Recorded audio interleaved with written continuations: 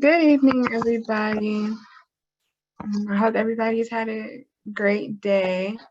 Thank you so much for logging into this public hearing today. My name is Cordelia Troublefield. I am the Deputy Project Manager assigned to this disparity study, a part of Griffin and Strong, which is a public policy and law firm based in Atlanta, Georgia.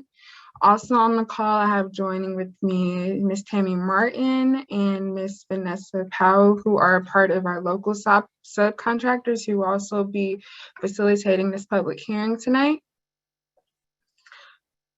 So just to give a brief introduction, Griffin and Strong, as I just mentioned, who is a public policy consulting and law firm based in Atlanta, Georgia. We have been contracted by Wake County to conduct a disparity study to conduct a disparity study to analyze the current objectives and policies related to minority and women-owned businesses in the Wake County area. Included with this disparity study, we have our local subcontractor, BL Wall Consulting, which is led by Ms. Bridget Wall-Lennon, who is not on the call tonight, but Ms. Tammy Martin and Ms. Vanessa Powell, a part of that consulting firm, is on this call, and they have been engaged with our anecdotal process. So to basically give a brief overview of this disparity study, we did have an informational meeting just to let the public know, the Wake County area know of this disparity study to get them aware and how they can participate a few months ago. And if you weren't on that call, we're going to go through this brief presentation just to give you a full little brief overview before we get into the virtual public hearing session. There's Ms. Tammy. Okay. So I'm just gonna share my screen with everybody. Give me 1 minute.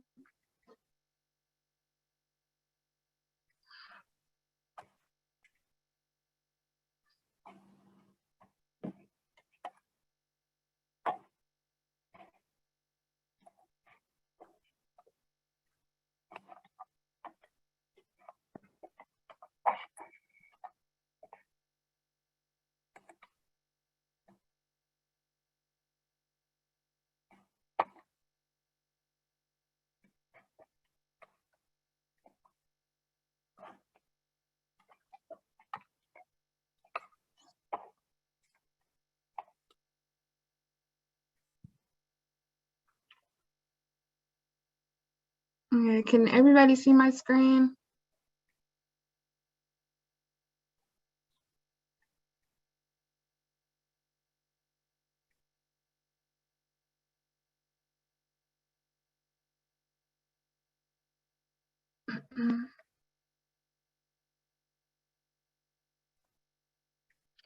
Okay.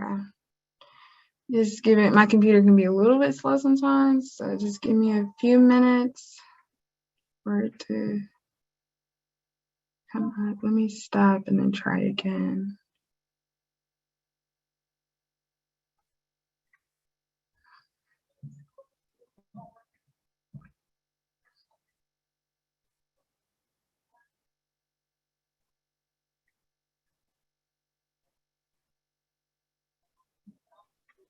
Yes, we can see your screen. Okay, there we go.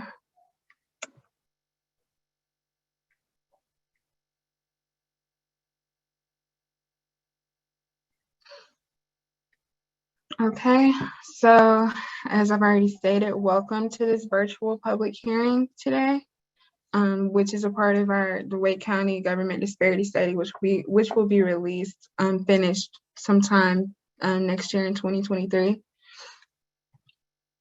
A little bit about Griffin and Strong. We are, as I've said, we are a law and public policy consulting firm based in Atlanta, Georgia, specializing in disparity study research, contract compliance, and supplier diversity implementation. We are a firm with more than 30 years of experience in disparity studies in which no study has ever been overturned or challenged. Our team we have a lot of credentials based on our team. We have 4 Juris Doctorates, 2 PhD economists, a PhD in social psychology, and a PhD in anthropology. Okay.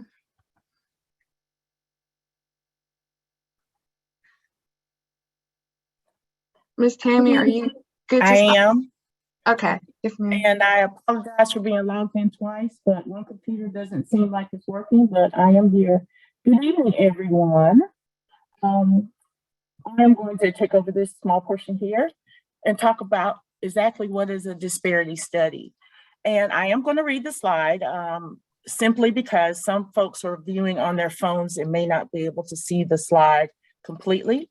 So I will read it just so everyone is on a level playing field.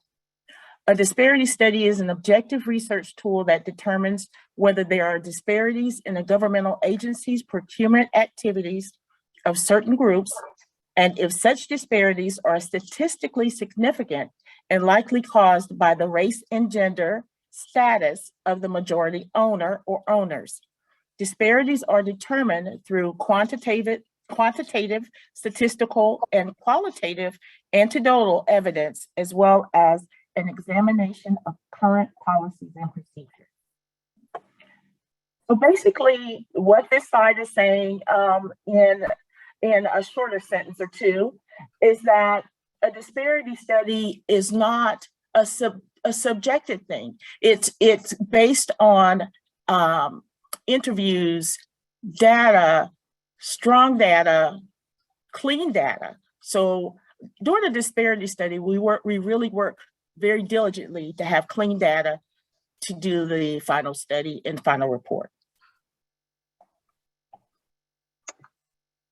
Okay, next slide. So just a little background onto why we do conduct these disparity studies. So the disparity studies, they are a creation of the courts. The disparity studies form the factual basis for remedial contracting programs. The precedent cases where these disparity studies basically originated from. The very first case, which was City of Richmond versus Croson. So basically, around 30 years ago or so, the federal government had these set-aside programs, and states wanted to follow suit, having similar programs, which were then challenged in court. As a result, from this very first case, the Croson case, this was the first time the court said that in order to have these specific type of programs, there has to be that existence of these disparity studies specifically within that region and not relying on societal discrimination as a whole. The cases after helped form the methodology and how we should conduct these studies that shows there was a factual predicate for these programs. Courts said that any recommendations that were race and gender based have to be narrowly tailored to the findings of this factual predicate. And so yeah, we have the City of Richmond versus J.A. Croson, and then we have the H.B. Rowe versus Tippett case, which is within this jurisdiction of Wake County. Well, it's in North Carolina, falls underneath the Fourth Circuit. So the H.B. Rowe versus Tippett case is the case that the controlling case within this jurisdiction, which is where we base how our methodologies and such on.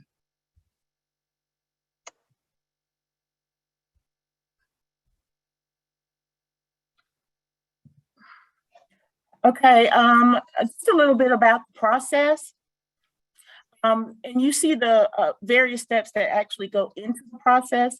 It is a very detailed process and lengthy. Starting with the legal analysis, the policy review, which the policy review actually entails separate interviews with all the folks that might be involved in the procurement process. So it is a very detailed process in that respect, and how we collect the data and the market analysis, even the statistics of the households in the area, and the availability of any kind of analysis that we could use, disparity analysis, private sector analysis, anecdotal evidence collection and analysis is the next to the end step. And the final report combines all of this information together, and it is then submitted purely on data and the information that was collected. So this is the general process that we go through when we're working on a disparity study. Okay, next slide. So right here, this is just the study's timeline that that is going on right now. This is just a map out of everything, all the tasks that are being completed right now during each season. We did start in the spring. Right now we're in the fall, which we have a survey that is launched right now. It is live. And I will be posting that link in the chat. The survey is basically for any business owners, for all business owners in the Wake County area to complete. And then we also have started our quantitative data analyses. We're in the midst of our anecdotal evidence completion and analysis. We're in the midst of completing, well, almost completing that. Tonight, you all are a part of this anecdotal evidence component. So thank you again for your participation. And then we hope to have this final report finished by January or February 2023. So we do want to just go a little bit more into detail about the community engagement and anecdotal evidence component of the study, since this is tonight, this is a part of that component. We do start off with the informational meetings that happened a few months ago, but now we also have the anecdotal interviews, which is basically like a one-on-one interview with business owners just to see their experiences doing business with Wake County government or attempting to do business and why they haven't done business if they haven't. As I mentioned, we also have the survey up, public hearings we do conduct, which is one that we're doing tonight. Focus groups is like anecdotal interviews, it's just more so in a group setting. And then we also reach out to local organizations such as your Chamber of Commerce in the area or the local NAACP chapter or other organizations that are actually hands-on with business owners, just to get their overview of the business marketplace and how the experience is with contracting with Wake County government.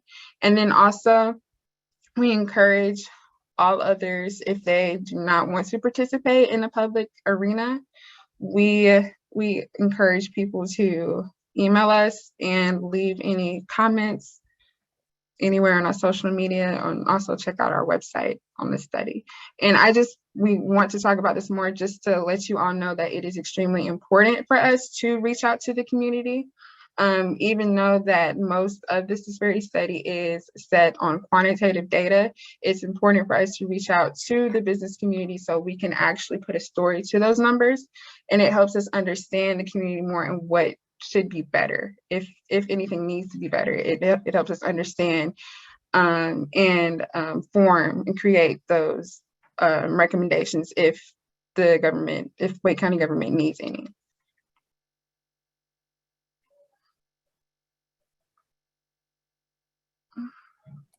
Okay, this slide, of course, talks a little bit about exactly what you just mentioned. We are reaching out to get involvement from the community, and we're asking, this is how we do it. If this is how someone can get involved. When we reach out to you for an interview, if you could and accept and participate in an interview, the focus groups, which is a huge component, complete the survey of business owners, that's huge as well, and email any comments at the study's designated email address, which is wakecountystudy@gspclaw.com. Okay, next. Because this is a virtual public hearing, I will read these statements because it is important that these statements are very clear to everyone participating. The purpose of this hearing is to hear candid testimony about your experiences, both positive and negative, either doing business or attempting to do business with Wake County government.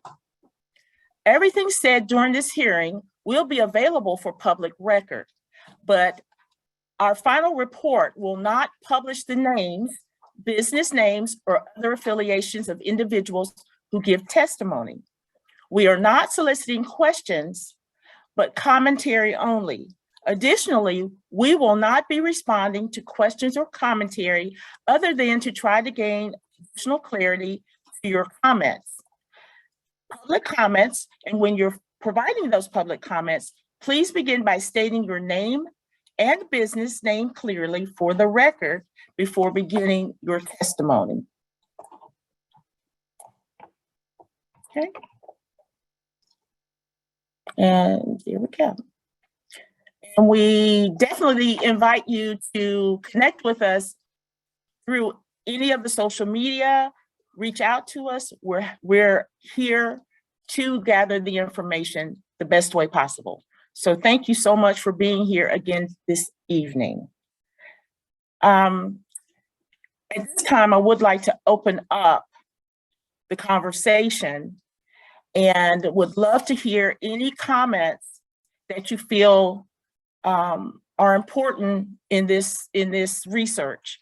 And in doing so, please know that everything we get from you is important to the process. It's important that voices are heard, and this is the opportunity for us to really hone in on that and to make it clear to leadership the actual process that businesses are experiencing. So if someone would like to start off with any comments, we'd appreciate it.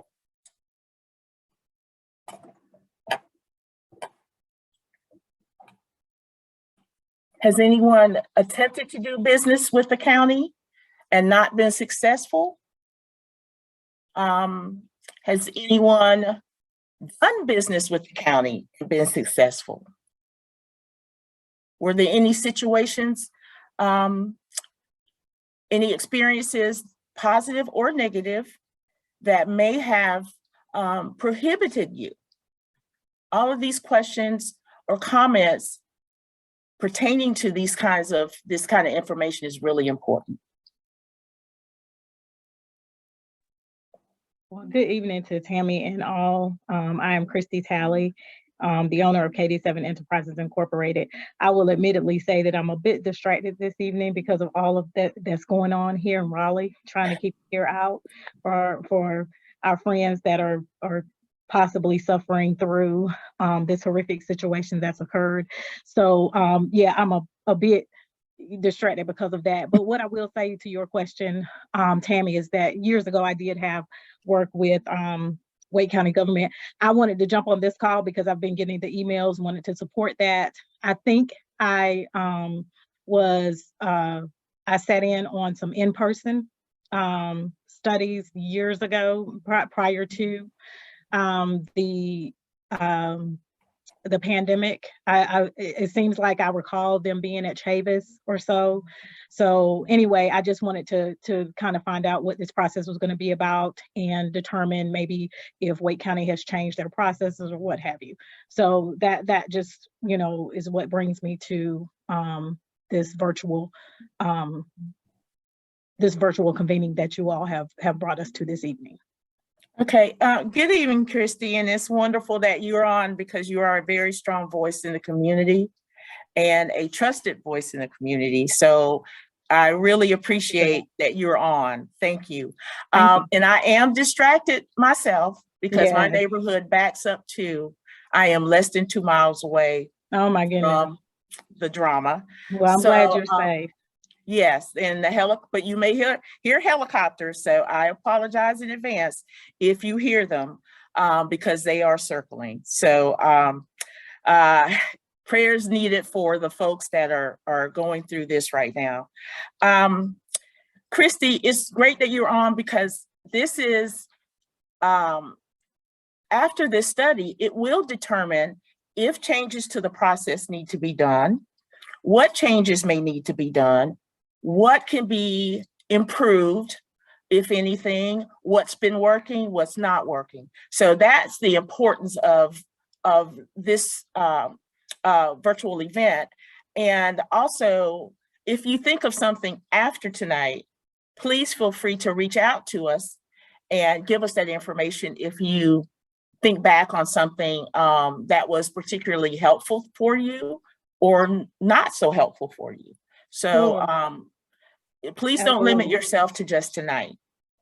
Sounds good. And I think the first thing that would come to mind to me is the portals and all.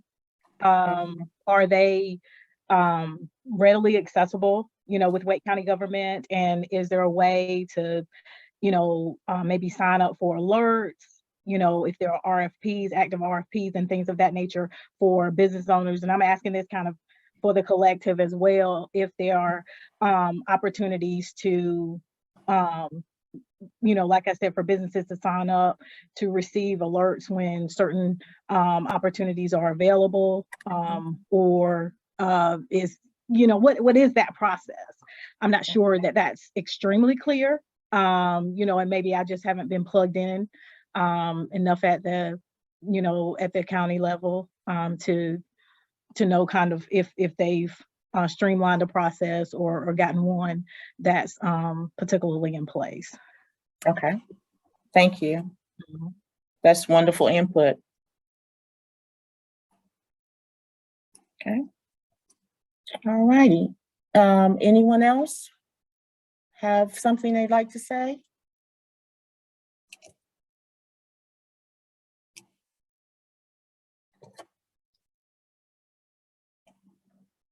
What kinds of things would be helpful to a business that would want to do business with the county? What in the process will be helpful to you?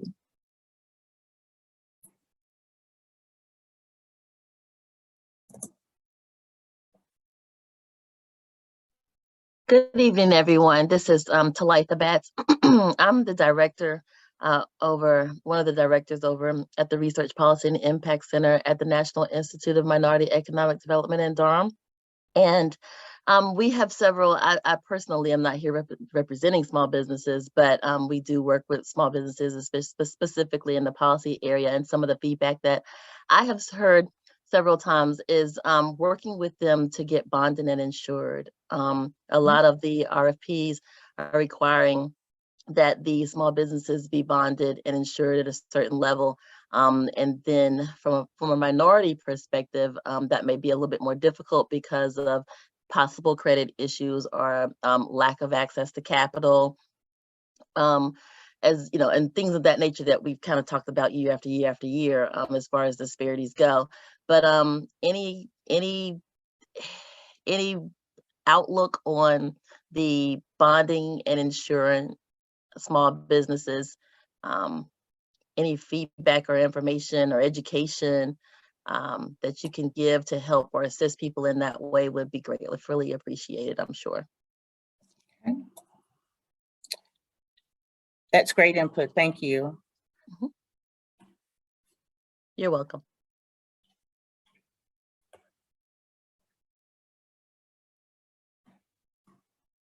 I don't really want to call anybody out, Dolores Barnes, but please feel free to step in.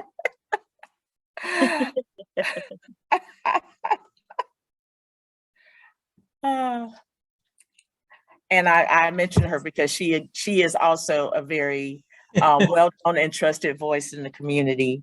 And if you have anything you'd like to bring up to us, either confirming some of the things you've already heard or anything you haven't heard that you'd like for attention to be given to in the process. Thank you, Tammy. You're welcome. But, I don't know if that's a real thank you or not, but okay, you're welcome. So this is what's going on with me. I'm going to have to go back and read the other two meetings you all have had to play catch up. I know. To be honest with you, Dolores, you don't have to. I don't? Whatever Okay. your perspective is tonight is fine. Is wanted and needed.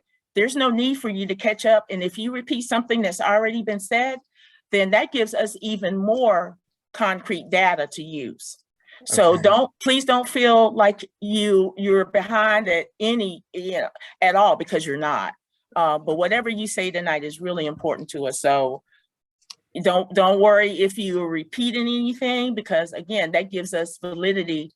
The more we hear it, the more we can, the stronger the case is to make a change in that particular area. Okay, then. So I do not have anything else to add to what's already been mentioned, but I'm excited for being here tonight for the first time. I am looking forward to this project because I think it's going to help quite a few of us. And that's it, Tammy. Okay, thank you. Thank you. That's important. Really, it really is. And coming from the voices that are on this meeting, your voices really do carry quite a bit of consideration, because you are very active in the community, and we need you. So thank you. I think the only other thing that I'd like to just kind of ask Tammy, and maybe it's already accessible, is also, is there a vendor list, or is there a way to get set up, there with the county? Okay. And maybe one that's a little more particular for minority-owned businesses, women-owned businesses, something that would be a little more custom for businesses that are a little more unique in experiences.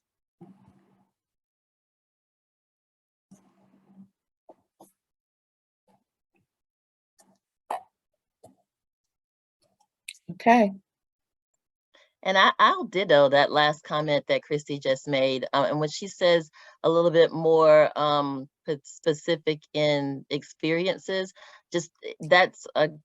I just want to ditto that, to be able to acquire a list that we can break down into what the specific businesses specialize in, whether or not they're Hub certified or whatever specific certifications that they may hold, and possibly even the size of the company. So a list like that, it would be very valuable. I myself tried to pull a list to kind of break down that specific information because I run data for like policy maps and census information, things like that. And there wasn't one specific list that you could filter on that would give you that data for minority businesses in Wake County or in North Carolina at all. So that would definitely be helpful. Have any of you had any experiences with Wake County in trying to submit any kind of proposals or bids? Have you had any experiences in that? If so, what was good or not so good? And if you've not had experiences here and had them elsewhere, that's good input for us as well. For instance, if you went through a bid process in another county and you found something particularly helpful, that's important information for us. Or if you found a certain piece of the process to be a hurdle to get over, or a stumbling block, or a block. Have you had any of those kinds of experiences that you think might be helpful to us as we pull together the study and the recommendations?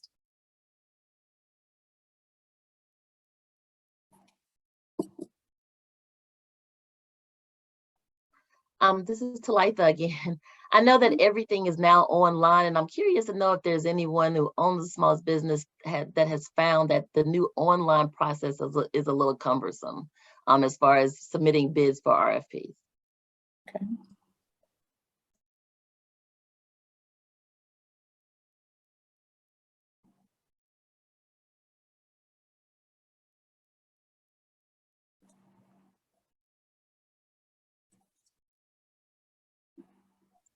Okay, I was just curious. Yeah. Well, I it's found it to, I'm sorry, I and found it to be a little cumbersome when I tried to walk through it. Mhm. But that doesn't mean that anyone else feels that way. So But it's a valid question, and a question that, as we transcribe tonight, will still be noted. Just because no one's speaking up about it tonight doesn't mean that it doesn't exist, and it doesn't mean that that block doesn't exist, and it doesn't mean that it just means that they're not on the call to speak up about it. So it's a very good question to pose to the county during the study and during the process. So it's still a very important question to ask. So yes, thank you for bringing it up, because it is a very important situation for a lot of people. Yeah. It is. It does make a difference. If you have someone within your organization that can do that bid process for you, if you're not, the person that has the ability to do it, but to have someone in your organization. So it's a very valid question. thank you. Thank you. I was thinking through that question because I've done business with the county.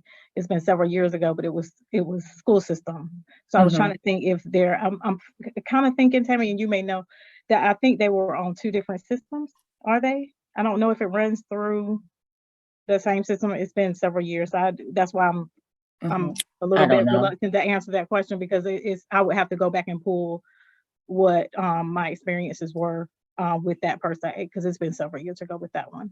But I have done business with the county through the school system. Okay, and I guess my question to you, because bringing up what you just mentioned a little while ago, and I don't know if this is along the same lines, when you talked about having the services be a little more defined and inclusive. Am I categorizing that correctly? Okay. And I think that there was some intentionality around that with the school system per se. I'm not sure as it relates to just the Wake County government in and of itself. I'm not sure how because they seem to be a little bit siloed. Last I kind of checked when I was, going to some of the events that they were holding. So I'm not quite sure if they are, partnering a little more now. But it seems to me that several years ago, they were operating a little bit separately. Okay. But again, I don't want to seem as though I'm speaking to current times, because they may be totally different. Well, it's still worth us including in the research. Gotcha. This piece of information is very important. Gotcha. Okay. I do recall that I did not have hiccups or issues with the payment process several years ago, which is it's extremely important when it comes to just getting that revenue in. and that has been an issue in the past with some other entities, but that particular agency, I don't recall that being any kind of an issue. So that's one thing that I can highlight as it relates to having the contractual experience I had with them. Okay. Yes, that's actually a very good point that you bring up, because some of the smaller businesses and subcontractors and subprimes, they're depending on the payments. So if the payment process has been a little you know, if it's been too long, any of those kinds of issues, payment issues, that's important to bring up. So if anybody has any stories around that they'd like to share, or any concerns around that they'd like to share, that's a very important thing that you bring up, Christy. Thank you.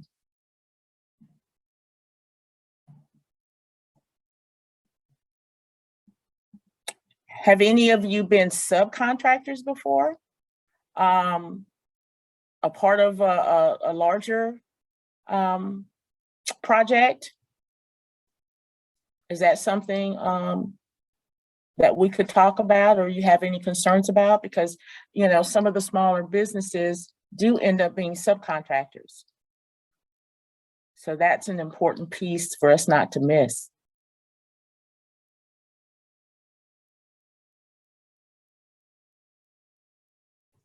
Are there any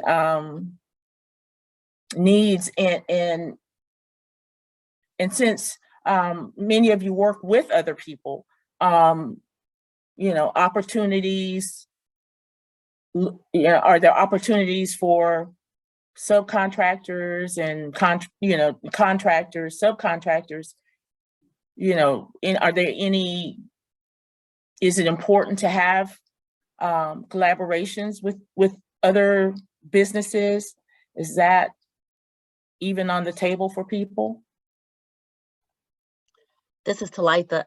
Again, absolutely. We are always encouraging our small businesses to maybe not, especially if they don't have the capacity to go after the larger contract as the prime, but to keep themselves open and to networking and be available to take on part of a contract as a subcontractor.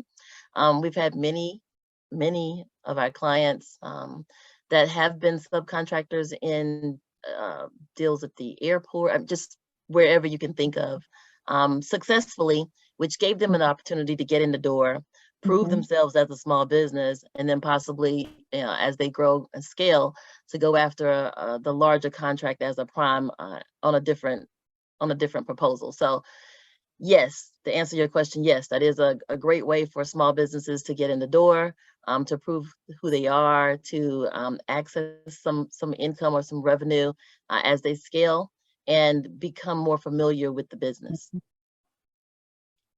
Okay. The types of contracts that go out, the large and small, that's why I was asking the question about the, you know, the partnerships and the subcontractors, et cetera. Is there, or do you see like a cutoff, what if a project is under a certain amount that people will become involved or bid, or is it is the job too large? What are some thoughts around contracting? Like the size of the contract, the amount of time that's given on the contract to complete the project. Any concerns around those areas?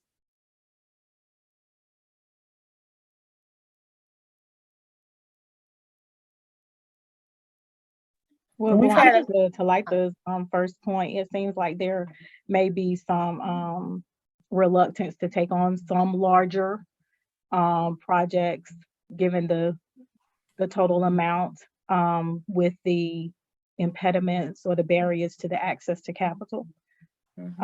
Given that many government contracts, you know, are on a reimbursement basis. So, you know, it does require a substantial amount of capital up front, you know, to be able to run that project, and then to get the reimbursement on the back end.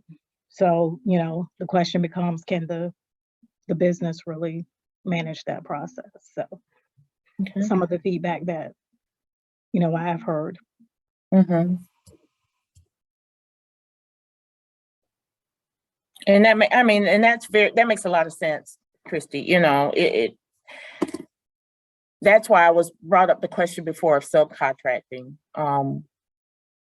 because when if the contractor, the prime has to submit for their payment, and then the prime has to pay the sub, then can be a lengthy process. And, along the way, the subcontractor, may or may not be able to hold together the organization while they're sorting through the payment process. 30, 60, 90 days is a lot to some businesses, where some businesses are fine. So that's why I was asking the questions about the payment process and being a part of other projects, because that sometimes, is a big question for a lot of people.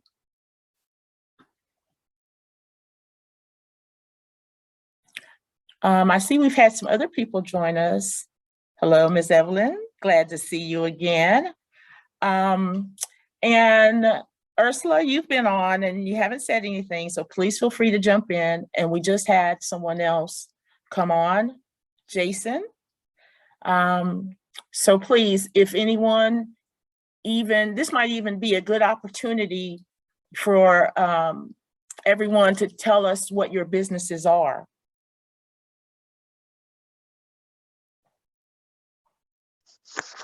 Hi, this is Jason. Can you hear me? Yes, sir, sure can. Hi, my name is Jason. I'm Jason Amenhotep. I'm the principal custodian of Black Diamond Financial Group. And I was just logging on. I was in a meeting and I just kind of chimed out because I got lost in it. So I wanted to make sure I join in on the meeting. But my business is financial consulting in areas of insurance and taxes.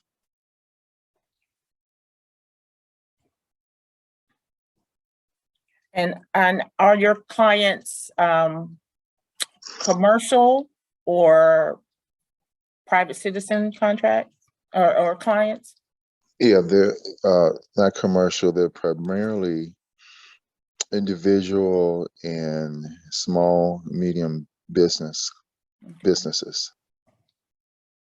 So I primarily deal with people in groups and businesses, and then individuals as well.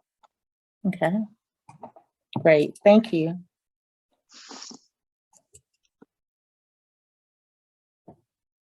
Ms. Sanders, would you like to speak up?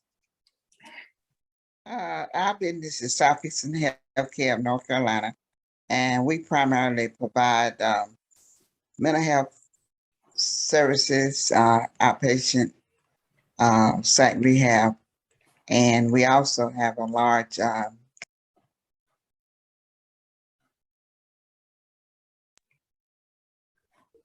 you hear me now? Okay, yes, okay, you're back. Okay. Also, we provide integrated health services. So we provide services both for the physical ill as well as mental ill. So we have lab services and primary care and healthcare monitoring. So Okay, that's what we do. all right. Thank you. I just want to I want everybody to know how what exactly you do and the great voice that you are in the community and how important it is that you're here for us tonight. So we appreciate your time. All right. Thank you. And Ursula has her hand raised. Oh, no, she doesn't. But she said she was here to learn. That was in the chat. Okay. So thank you, Ursula, for that input. Okay. I think that's it. Ursula, do you currently have a business or are you starting a business?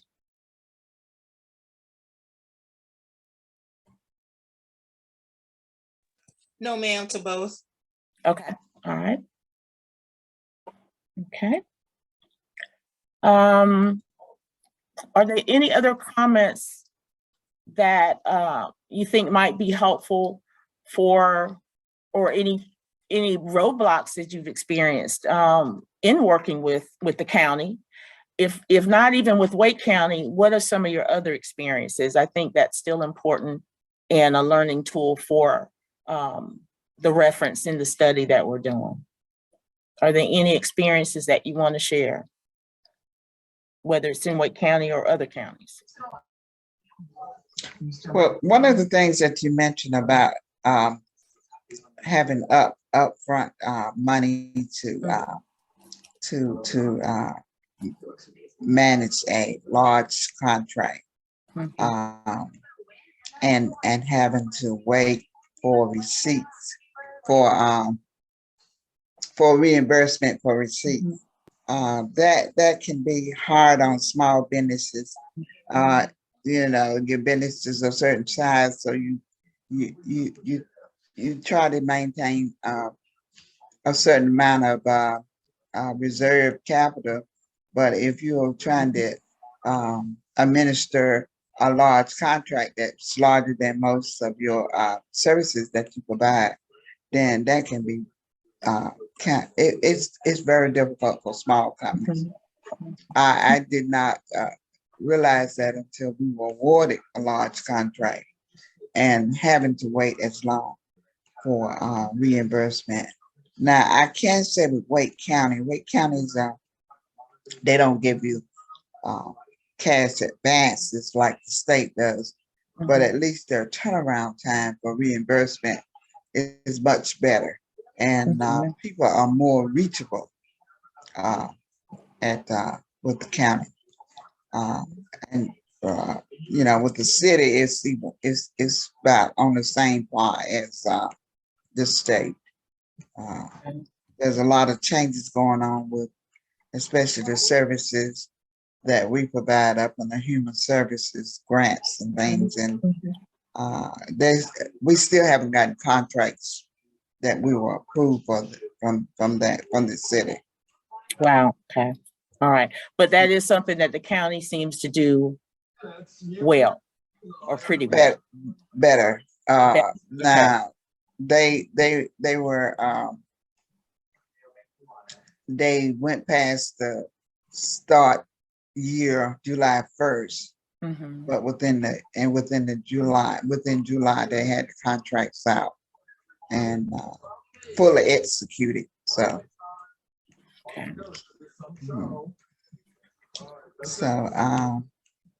you know, that's pretty good, but it's kind of hard for small businesses to do, because we subcontract out as well. We have subcontractors as well, so difficult.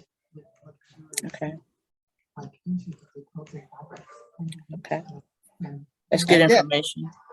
The other thing too is like the RFPs. You really got to have somebody that's watching the. There's no like the state send out notices or RFP. The county doesn't send that out, even though you're a vendor for the county. You have to fill out all the paperwork, regardless to whether you have a contract or not.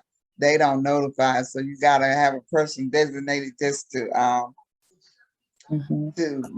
ensure that you catch the RFPs before the deadline as expired. So that's something that you all might want to look at.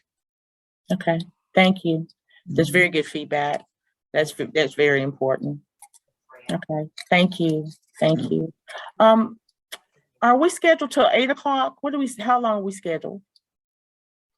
It's until 8 o'clock, but you know, if it spills over, then that's fine. But yeah, it's just all about the flow of the public hearing, and it depends on how much everybody would like to speak. So. Yeah. I want to be respectful of everyone's time, but please don't feel like she just mentioned, don't feel rushed to leave the discussion, because again, your comments are important, and your input will be included in the study. And again, even if you're telling us something that was said in another meeting, then it really gives reinforcement to that particular area of concern that this is a problem area.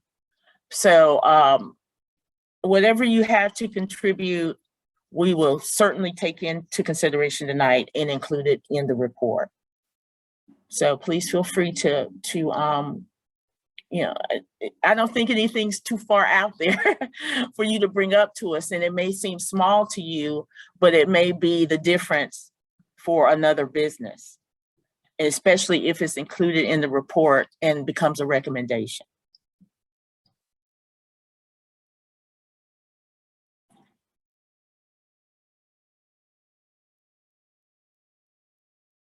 So we've covered insurance and bonding.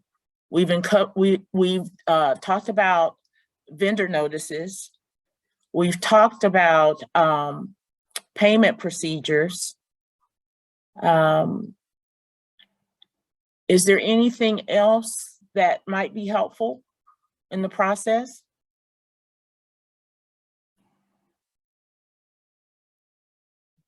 Did you say notification of? Yes, vendor vendor, okay. notifications. Like you just mentioned, the fact that, you know, it might be helpful if there was a notification process instead of somebody happens to see it. You know what I mean? So, you know, that would be, you know, that's an important piece for this report, a very important piece. Okay. Yes. And might consider, well, you've got payment process, so that's probably cash advance for large projects might be included in that.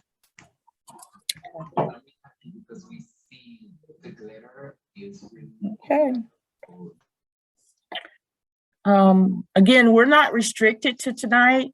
So if you think of anything after the call, sometimes I do my best thinking at 3:30 in the morning. I don't know why, but in case, you know, you think of something after this meeting, please feel free to reach out to us. And can we put the contact info? Oh, you put it in the chat. Please feel free to reach out to us because it's important, and this is an opportunity for us to have our voices heard. So please take advantage of this. And your input is important, and this is a way for us to get it on the table and get the seat at the table. So please feel free to continue to reach out to us so that your information or your concerns can be included in the report. The report, again, we are hoping to be finalized in January or February at the latest. So we would appreciate any feedback you give us because the information we're gathering now will start to be combined into the report. The draft of the report will start soon. All right, thank you. All right, you're welcome. Thank you. Good And night. for reference for everybody, I did drop the link for our survey of business owners. That link will close soon. We would like as many responses as possible on that survey. So if you haven't completed it already, please feel free to take a look at the survey. And then I'll also drop this study's website inside of the chat and also the study email. I monitor that email 24/7. So whenever you have comments or any questions, feel free to email us. And also please share that link with any other businesses that you may know of that they're not present tonight. So please feel free to share that information with them. Again, the more voices that we're able to hear from, the more successful the report will be. Thank you all. I have to exit the call, but thank you so much. Okay, thank you, Christy. It's good to hear from you. Likewise, thanks so much. All right, bye-bye. Ms. Trofield, Have a good night. This is Yes. Jason, Black Diamond Financial Group. are you Have a- sending that link to our emails or do I need to get it from the chat? I just dropped it in the chat, but if you need me to email, then I can email it to you. Please. Okay, Thank yes, you. ma'am.